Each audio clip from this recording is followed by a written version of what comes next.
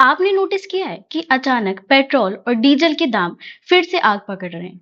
ये कोई नॉर्मल महंगाई नहीं है बॉस। इस वक्त पर्दे के पीछे यूएसए, रसिया, इंडिया और ओपेक के बीच एक खतरनाक ग्लोबल ऑयल वॉर चल रहा है। एक ऐसा क्राइसिस जो आने वाले दिनों में आपका पूरा मंथली बजट बिगाड़ सकता है।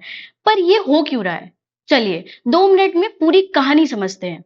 सबसे बड़ा झटका दिया है ओपेक और उसके एलाइज ने, जिसमें सऊदी अरेबिया और रसिया आते हैं। दुनिया के इस सबसे बड़े ऑयल कार्टेल ने ऑयल प्रोडक्शन में भारी कटौती यानी मैसिव प्रोडक्शन कट्स कर दिए हैं। ऊपर से वेस्ट एशिया में ईरान वॉर की वजह से स्ट्रेट ऑफ हॉर्मुज, जहां से दुनिया का 1/3 तेल गुजरता है, वहां सप्लाई चेन ब्लॉक हो चुकी है। मतलब मार्केट में तेल की सप्लाई बहुत कम हो गई है। और जब सप्लाई कम होती है तो क्रूड ऑयल के प्राइस अचानक आसमान छूने लग जाते हैं। अब ट्विस्ट देखो, अमेरिका चाहता है कि रसिया की पूरी तरह कमाई रुक जाए, इसलिए यूएसए ने रसियन ऑयल पर लगाए गए सारे वेवर्स और छूट खत्म कर दी।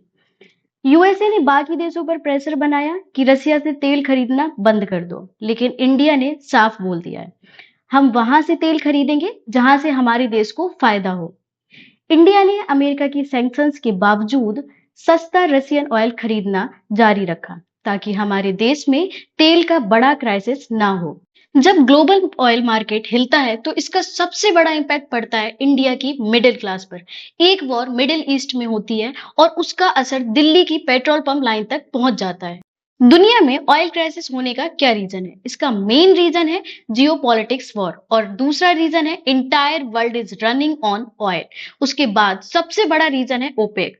ओपेक क्या है? ओपेक है ऑयल प्रोड्यूसिंग कंट्रीज का ग्रुप। इस ग्रुप के पास इतनी पावर है कि अगर ये ऑयल प्रोडक्शन कम कर दे तो ऑयल प्राइसेस शूट अप हो जाएंगे। और एक और सबसे बड़ा रीजन है कि दुनिया रिन्यूएबल एनर्जी की तरफ मूव करना चाहती है, लेकिन हम दो वर्ड्स के बीच में फंस चुके हैं। ना तो हम कंप्लीटली ऑयल बेस्ड इकोनॉमी है और ना ही पूरी तरह से रिन्यूएबल एनर्जी है।